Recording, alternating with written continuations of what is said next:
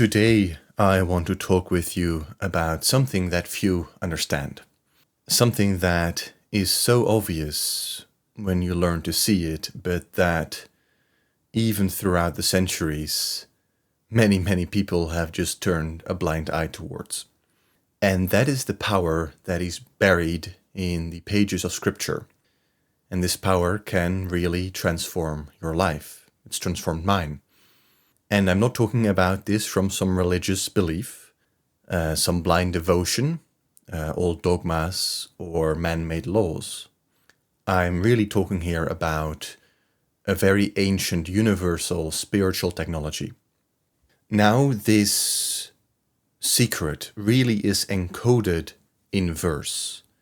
It's a mystical art that is hiding in plain sight. And it has been with us for thousands of years. And I'm speaking of Scripture, but specifically I'm speaking of the Psalms. The book of Psalms is a collection, a gathering of different esoteric, spiritual, mystical teachings written by dozens and dozens of different teachers throughout the centuries. Now, don't just rush to assumptions here. Pause for just a moment, because if you're new to this, then forget everything you think you know about what the Bible or Scripture is or what the Psalms are. We're not here to sit in a church and to chant to a god or some being in the sky, to lower ourselves, to bow before this external entity and beg for mercy or favor. We're also not here to literally take what is written and use it to oppress others or ourselves. Silly little man-made laws, like you can do this and you can't do that. Instead, we're here to talk about really awakening this divine power within you, because that is what the Bible, Scripture, and to a even more potent extent, the book of Psalms is all about. The Psalms are not just poetry. They're not just prayers. In their origin, they're not even Christian. In truth, they really predate Christianity by centuries. And some scholars suggest they are even drawn from much earlier mystical traditions like the ancient Egyptians and Mesopotamians. But the origin of the Psalms isn't as important as what they teach. Because again, what they teach is universal. It doesn't matter the language you speak. It doesn't matter the culture you're from, what part of the world you were born in. Universal means universal. It applies to all peoples, in all times, from all cultures.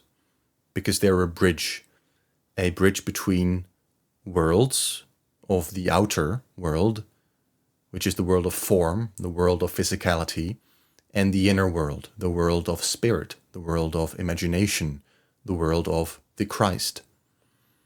It's a bridge between the invisible and the seen, between what is and what can be.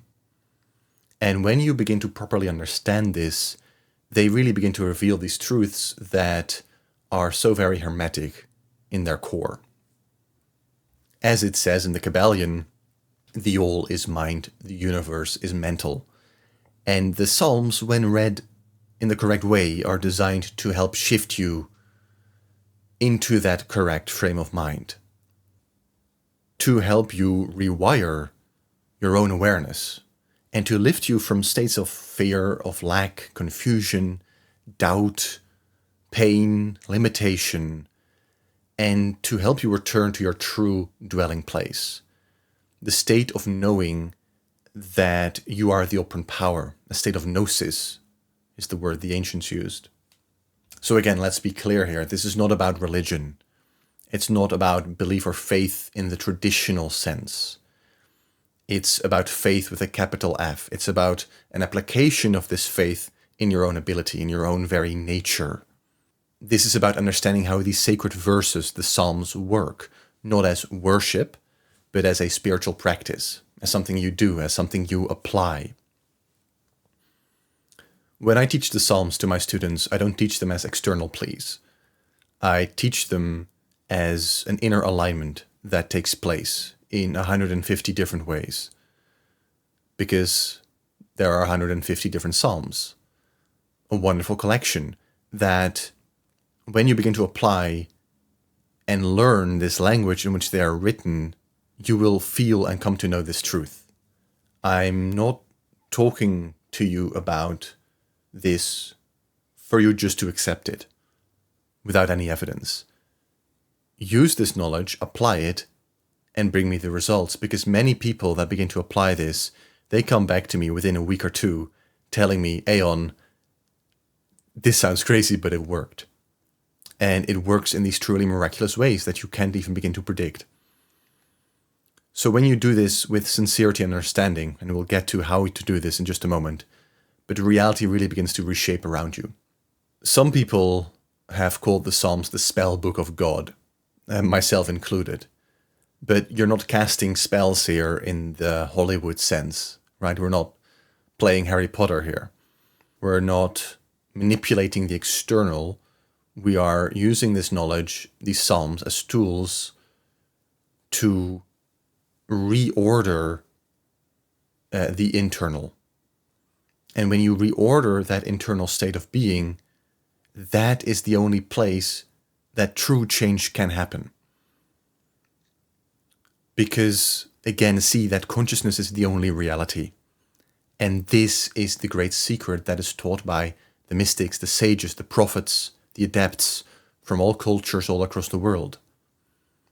And it is just that the Hermetics in the West were one of the few that took such an approach. And this knowledge, again, was recorded in scripture. It was recorded in a way that those in the know could apply it, could learn it. But over the years, the knowledge has been corrupted. It's been misused. It's been mistaken. And so these verses in scripture hold many different keys. But there's also a singular common key that I'll share with you now, which is what you accept as true within you, what you feel and dwell in inwardly, begins to and really must externalize itself in the world around you. That is the law. And the Psalms are really an instruction in how to do that in many different ways. Let's look at an example, because Psalm 23 holds really one of the most beloved passages in all of Scripture, which is, you've probably heard it before, it is, "The Lord is my shepherd, I shall not want." Now remember, the Lord here is not a being outside of you. It's not God in the traditional Abrahamic religious way. The Lord is your own awareness of being. It's your own I am. It is the container in which everything fits. The shepherd is your own awareness of being, guiding the flock of your own thoughts. And I shall not want is not a request, it's a statement of identity. It's an assumption, a declaration. This new dwelling place for that I am presence. When you speak this psalm, you're not asking for guidance, you're identifying as the one who is already guided, already cared for, already fulfilled. There's no want because there's no lack in your own consciousness. And feel that, dwell in that. That is the key. Don't just repeat these mindlessly, because that is unfortunately what many people do in the churches. But contemplate it, dwell in it, take your time, meditate on these psalms, meditate on each psalm verse by verse. Repeat it slowly until you begin to accept it as real, until you begin to realize it is real. The Lord is my shepherd, I shall not want. That verse alone, when entered into deeply, can begin to transform your entire relationship with life. And so this is how we work with the Psalms, not as a ritual, not as dogma, but as an internal psychological transformation. And I mean psychological again with a capital P. It's not the small psyche, the ego mind, it's the large mind, the mind of the divine, the mind that, when the Kabbalion says, the all is mind, that psyche, that is spiritual alignment. And so there are 150 of these psalms, 150 different spells of God. And each one corresponds to a particular state of consciousness, a particular need, a particular function in your awakening.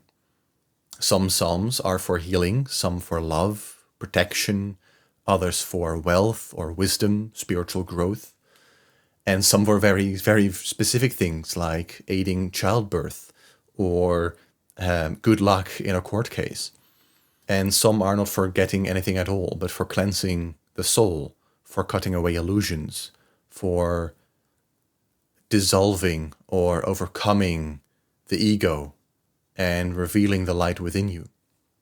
And so if you have followed my teachings on the Hermetic principles, if you resonate with this wisdom, then I ask you to really begin to contemplate the Psalms as part of your practice. Because the Psalms are this practical key to unlocking these laws. They are these poetic formulas that were very carefully constructed that help bring your awareness into this desired state that you might have. And they help flood the mind with new assumptions to shift your inner speech. And because your inner speech is your destiny, they change your apparent outer life.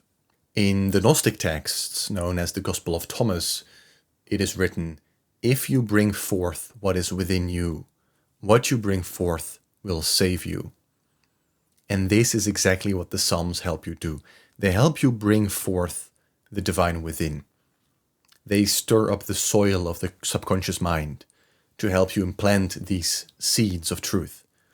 And if you water these seeds with repetition, with imagination, with belief, with faith, with conviction, with embodiment, they will grow, they must grow. Again, this is not about something that might happen or maybe will happen. It's law. It's the way life works. It's the way the universe functions. It's the way God functions. And so I ask you to try this. Take a psalm and work it for a particular purpose and watch what happens. Because it's really not a matter of if, it's a matter of when. Because the law is perfect and the word in Scripture, it doesn't return empty-handed. So I will continue to make lessons on particular psalms because there are 150 of them. And while I might not get to 150, we will get to a great number of them. And when you begin to learn the code in which they are written, you will apply that same code to other psalms. Because we'll dissect them and look at them through this lens of Hermetic, Gnostic understanding. And when I show you how to apply it, then you will be able to apply it yourself. Not just what the psalm says on the surface, but what it means truly, what it symbolizes, and how you can begin to feel it into reality yourself. Because, yes, you can really use the psalms to manifest specific things, and I encourage you to do so. You can use them to heal your body, to find love, to open doors of prosperity, to dissolve fear, to make peace with enemies, to transform, to become something entirely new. Because working with the Psalms, it is about getting what you want, consistent with the expansion of consciousness. Each psalm is the seed that is planted in the garden of your mind, and if you commit to this path, if you walk it honestly, psalm by psalm, seed by seed, you will look back one day and realize that you're no longer the same person, that the fears you used to carry are gone, and that the beliefs that you held have completely dissolved. The negative beliefs, by the way, not the good ones. The old patterns really have fallen away like dry leaves, that's what you'll realize. And in their place, you'll be this radiant, powerful, confident soul, rooted in the divine nature. This can happen very quickly. I've seen it happen very quickly. But either way, the best time to have planted a seed was yesterday, but the next best time is today. And so it is with the Psalms. I really urge you to begin.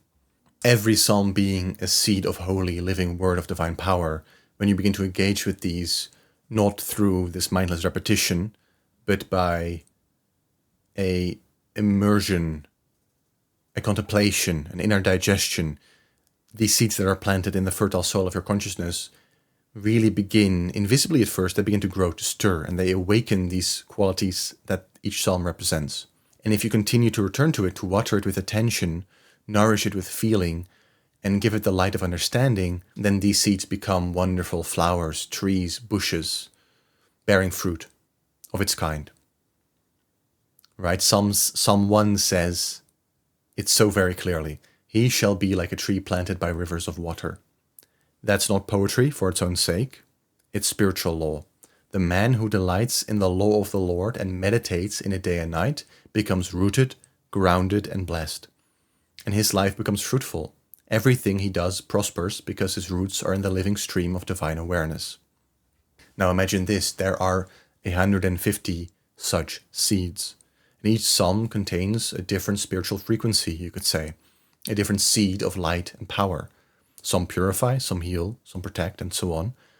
Together, these 150 seeds, when planted and nurtured within you, grow into a sacred garden, a living Eden of consciousness, a restored paradise, the true promised land that is mentioned. It's not a place, but it is a state of being that you work your way up to through this practice of the Psalms.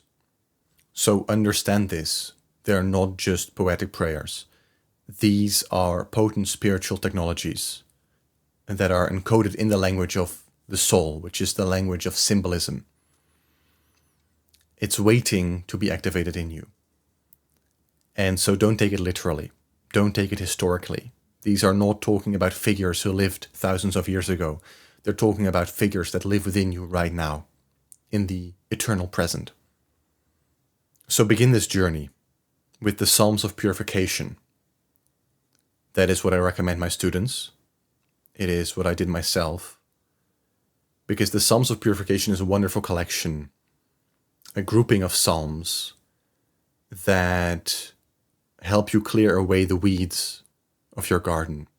They help soften the soil. They help prepare this garden of your mind for growth. So especially if you're new to this path, or even if you have worked the Psalms before, or prayed them without understanding their true depth, start here. Start with the Psalms of Purification. You can see them as the foundational seeds, the essential waters.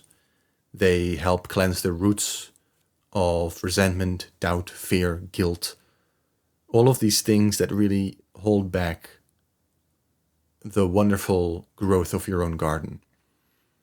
They help you reorient your consciousness to truth, away from the illusion of physicality. And they open your inner gates to what is called in Scripture the kingdom of heaven, which is here, right now, on earth, not after you die. So I really invite you to begin by watching this playlist that I've made, the Psalms of Purification. It's not just a set of teachings. It's really a sacred act of realignment when you devote yourself to it. And repeat this playlist of the Psalms of Purification. Work them. Work one a day.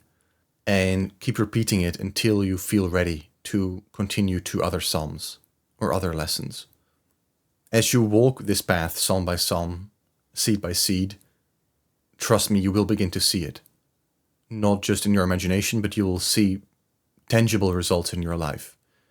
The garden that you create will grow, it will blossom, it will bloom, and you will begin to remember who you are. You will begin to awaken. So I invite you to check that playlist. There's a link here in the description. And I invite you to leave a like and a comment if you found this video lesson helpful. Thank you, and take care.